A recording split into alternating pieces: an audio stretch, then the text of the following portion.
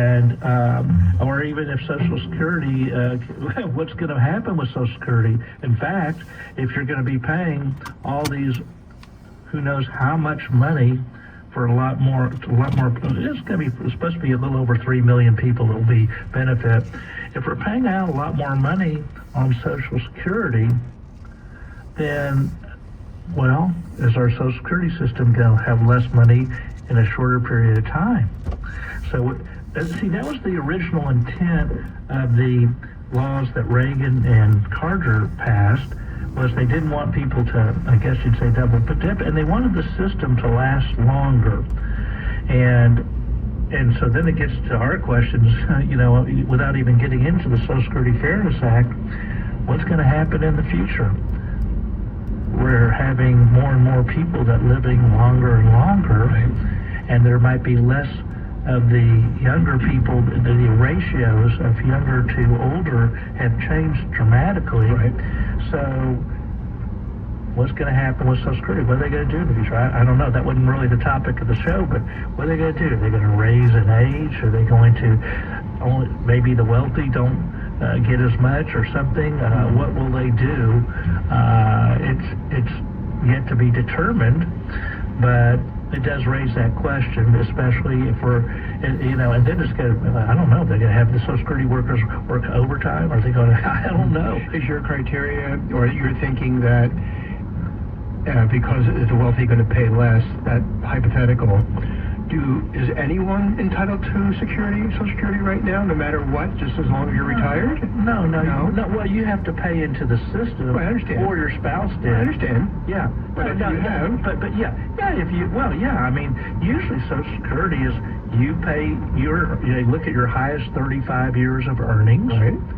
And then they have a formula, right, to determine how much. And the idea is, and actually, the people who earned less, in a way, or at least it was intended to get more of what their earnings were, okay, than somebody who was a higher earner, because they're getting it replaced closer to what their earnings were than a high wage earner. Good point. Yeah. So the intent too was that people wouldn't get extra, and so they had these couple of acts originally during the Reagan and Carter administrations. One was called the windfall elimination provision, mm-hmm, and they had this formula to consider that didn't consider all the lifetime earnings. So they said, okay, no, we're going to have it where you get less if you only paid into a pension like TRS, for example. Now, it's normally the people who get the benefit are the ones who, like I said before, the teacher who paid into TRS and maybe worked part-time in the summer or whatever and paid into a Social Security system. So it's only going to cover those types of people, at least under the windfall elimination provision. So it just didn't adjust the benefits for the full earnings. So it's basically a penalty to those people, and that's why they call this the Social Security Fairness Act, because now what they're trying to do is where they do base it on full earnings as opposed to having this complicated formula. And the same thing applied for the government pension offset, which we'll get to in just a second. But in effect, it was just a cost-cutting measure for Social Security. But what happened when you do that, like on the teachers, here we have, teachers and policemen, firefighters, some of the people that we most revere, although they don't get as high a pay as a lot of other people in the more private sector. Yeah. And by having this provision, this windfall elimination provision, in effect, it kind of end up penalizing those people. Terrible. Because they won't get the full, based on the full earnings. Right. And so anyway, they had that formula, and then, it just kind of reduced their income, Social Security income, and that's what they're trying to adjust, and that's why they called it the Social Security Fairness Act. All right, so on the Government Pension Offset Act, which was another act that was repealed by the Social Security Fairness Act. That one was really for retired workers or disabled workers or widows or widowers of deceased workers. So they had another one where they had an offset. They had, they had some formula where it was from 2/3 to fully an elimination of what you would get maybe from a spouse who was deceased, or if you were, the working. Let's say you had something, Social Security. A lot of times you can get from the higher of two. Well, you get a lot of times they'll have like 1/2 of the higher of the two if they're a dependent, or let's say somebody was married for 10 years and then got divorced 10 years or more after they've been married for 10 years or more. Sometimes you can collect on that.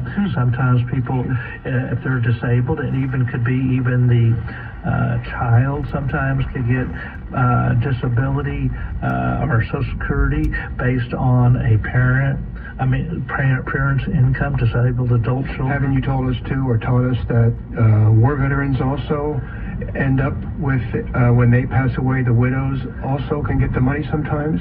Well, I mean, I guess this depends on what they have enrolled in. Sometimes there are VA pensions as well. Okay. Yeah. Gotcha. So there's some people get, sometimes there's just different systems, and so in fact, at one point, people were trying to manipulate the system by. Just like you see all the time, I'll do X of X to be able to collect from spouse. They would do different things, and anyway. Yeah. So this whole idea is to try to make it fair for somebody who wasn't treated fairly before. Now, sometimes it's still not fair. Some people were getting wind. They've been trying to pass this act for a long, long time. So let's say somebody tried to call let's say it was a widow that tried to call Social Security last year. Well, because they saw that this act, they've been trying to pass this act probably, or repeal this act probably for 40 years. But now it's getting more serious. And it was probably the last thing that Biden passed, by the way. And Trump wanted to accelerate. This is not a political thing. They wanted to accelerate it, so they said okay, and so that's why the law became effective on February 25th. So both parties wanted it to happen, but I'm not sure that all the kinks have been worked out, and especially with all this different Social Security administration officials, I don't know how long that were cut. I don't know how long it's going to take to figure it all out. But in any event, there are going to be some complicated cases well beyond what we're going to probably talk about here today. Do you know if it's retroactive, if it was passed in February? Yeah, it was retroactive for 1 year. For 1 year. So you got a retroactive payment for what you didn't get for up to 1 year. So in other words, for 2024, you get a retroactive payment in 2025 or 2024, and then your income generally, your Social Security income generally increases. Okay, that's great, and it's bipartisan, which is exceptional. Yeah, well, that's unusual nowadays. Is that a word now, bipartisan? Yeah, exactly. I didn't think that was still in the dictionary. Yeah, I wouldn't know living a long time ago. I thought there was an executive order to release that, remove that. Anyway. All right, well, tell us more about Social Security. I mean, it's complicated stuff. Yeah, so there was another silly rule that when you inquire, the case is open, okay? And when you have an open case, you can only get 6 months of retroactivity. So some people were called Social Security last year, and they said, "Oh, I want this. If I want to get this widow's benefit." Well, and let's say the Social Security Administration official, if you could get a hold of them. Right. If you like, by the way, if you like just holding on a phone line for hours and hours, just call Social Security. Yeah, exactly. And make sure you can multitask, because you don't just want to sit there, because you're going to just sit there. You would, and I don't even know if there'll be a Social Security office you can go to. So. Right. But in this case, though, there were more offices or more things, so you probably only had to wait for 4 or 6 hours on the phone. So those were the good old days. And if you inquired, even if they told you not to apply, there was a 6-month rule. So those people only got 6 months, whereas other people got a year.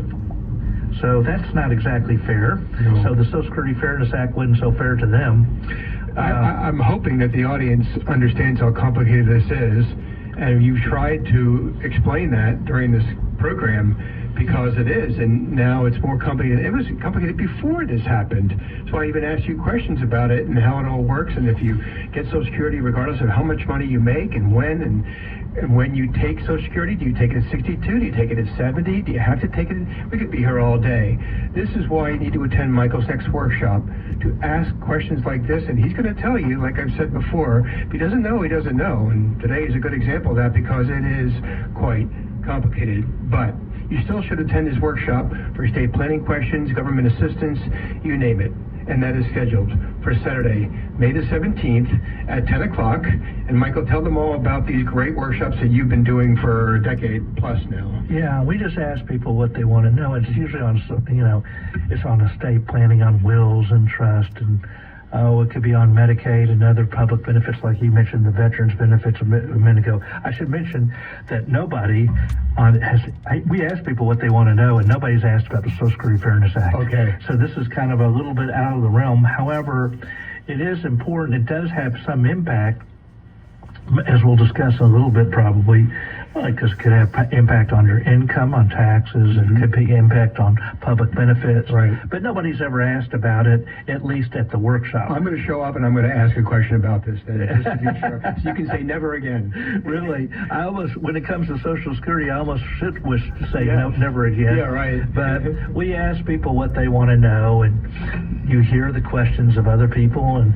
I know I had somebody at the last workshop. He was saying it was actually, since you love football, it was a former Dallas Cowboy football player, and he had come to the workshop, and he said, "I just came for something simple for my mom." He said, "I didn't realize how complicated this stuff is." Really and when you learn, you only ask questions that you want to know, but you're going to learn from the questions of others.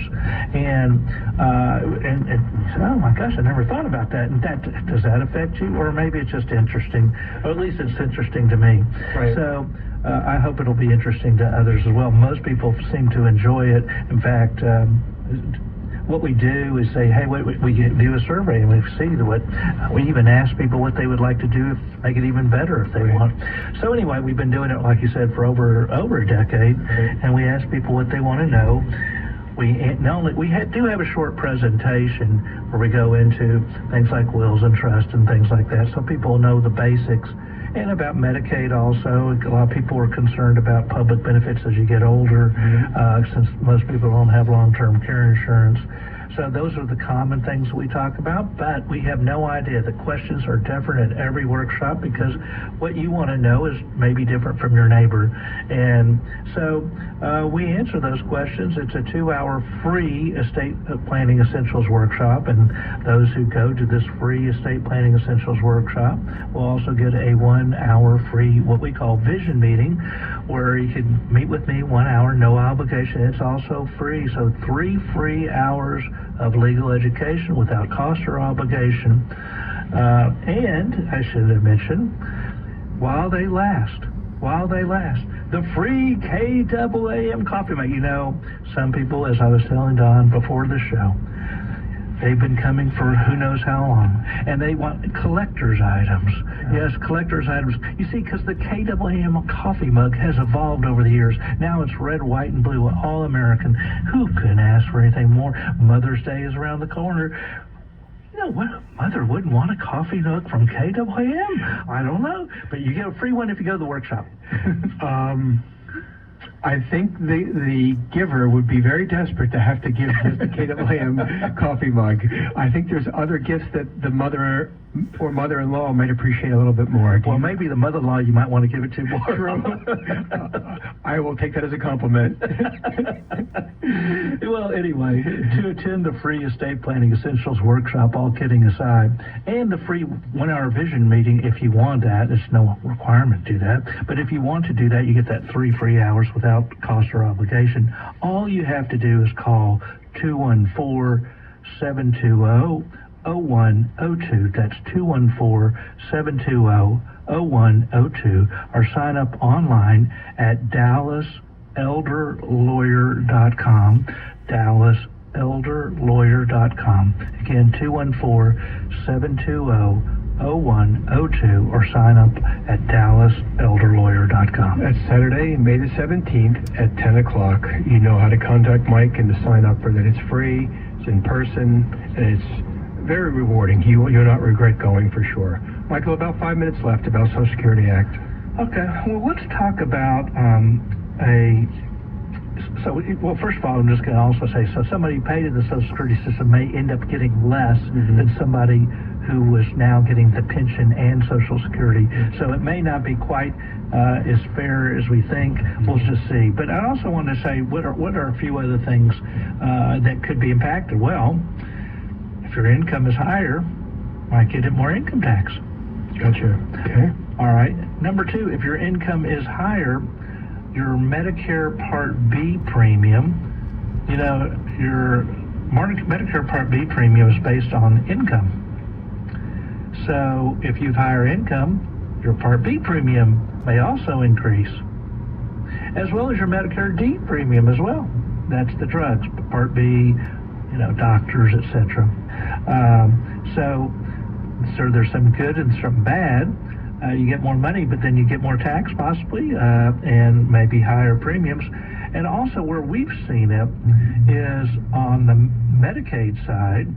So a lot of times people are on Medicaid. Okay, so let's say Medicaid is what's called means tested, but they also look at your income. Well, first of all, there's 2 problems. Let's say that person gets a higher income. Well, for Medicaid, there's an income cap. When I'm talking about long-term care Medicaid, well, I say long-term care Medicaid, that's if you're in a nursing home. There is a program at home. There's 3 different programs that have an income cap, which is presently $2,901. Well, if you get this increase in Social Security, it's possible that your income that was lower than the cap may be higher than the cap, and you could result in loss of eligibility. How do you achieve eligibility if your income exceeds the cap? Well, you could do what's called a qualified income trust, also known as a Miller Trust. So I have a Medicaid paralegal, and I said, okay, I want you to contact everybody who is on, who was, let's say, a teacher or firefighter or whoever we got on Medicaid, to see if they're getting this higher income, because they could lose eligibility if they don't act immediately and do a qualified income trust and then put the income into the trust. Gotcha. It also could affect there's one other thing for Medicaid. If you're a married couple, they look at your combined incomes to determine if you can keep more assets. Well, for some people, that may make a difference if you can keep all the assets as is or not. It does have ramifications. The good news is that some people will have more income. Boy, that seems fair to me. And on the other hand, they may end up having more tax. They may have Medicare Part B premium or increased P and D, and if that person's on Medicaid, they're going to have to look at the income. On the resources, you got a period of time to get down to the limit, so they give you a little bit of time to do that. Well, anyway, this gets all what they used to say, one bone affects the other bone. Well, kind of like this. the increase in the Social Security Fairness Act could affect you in several different ways. I understand. I'm all about first responders. I love them, appreciate them, respect them, and I think they're all underpaid between you and me, to be very honest with you. And I even see teachers as first responders, of course, police officers and firemen and that kind of thing, but this is something that either you know a first responder or you are one. You should attend Michael's next workshop, so do that. Again, that's May 17th at 10 o'clock on the Saturday. Dial 214-720-0102, 214-720-0102, or go to DallasElderLawyer.com online, DallasElderLawyer.com. Michael Cohen, I thank you, sir. Thank you, Tom.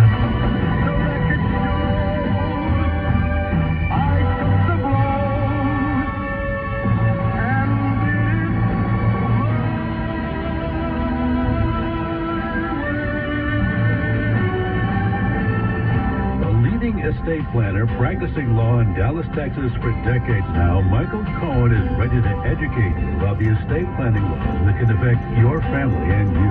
The first step is to attend his next workshop by going to his website, which is DallasElderLawyer.com. That's DallasElderLawyer.com to sign up for that free estate planning essentials workshop. Or you can also call him by dialing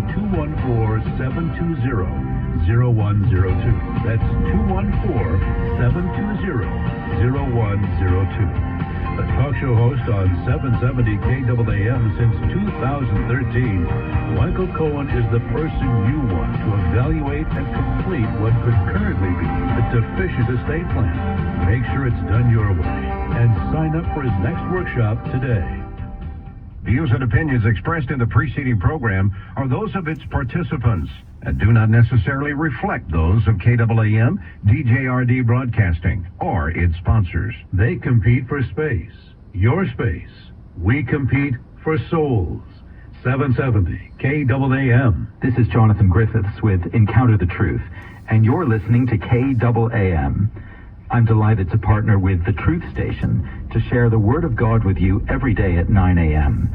Our desire is for everyone to encounter the truth of God's Word and ultimately to encounter the Lord Jesus Christ, who is the truth that came down from heaven. Be sure to join me. That's weekdays at 9 a.m. To learn more about us, visit encounterthetruth.org. That's encounterthetruth.org.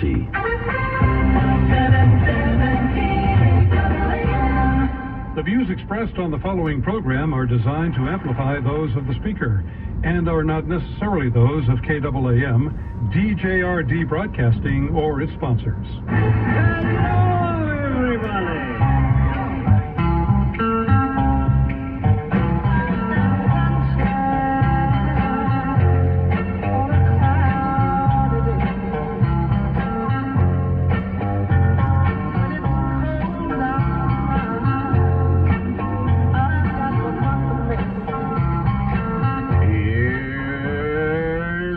Coming up on today's experience, it's Dr. Dave's Devotional Diamonds of the Day, also known as DDDDDs, where my daily devotions become some of our spiritual reflections. Sound effects placed throughout the show which have nothing to do with life, but the Bible teaches there's a time to laugh in Ecclesiastes 3:4. This could be your opportunity to review the goofy news, which proves Jesus is coming back sooner than you think. Yay! Right now would be phenomenal, Lord. Come on back. Life lessons for our faith that we can actually use. Probably won't if we sit on our blessed assurance. Humor that will force you to think, why does this guy have a radio show? Because the Lord said, yet one more day. That's why. Also, Bible trivia for fake and yet somehow real cool prizes, your phone calls, and more.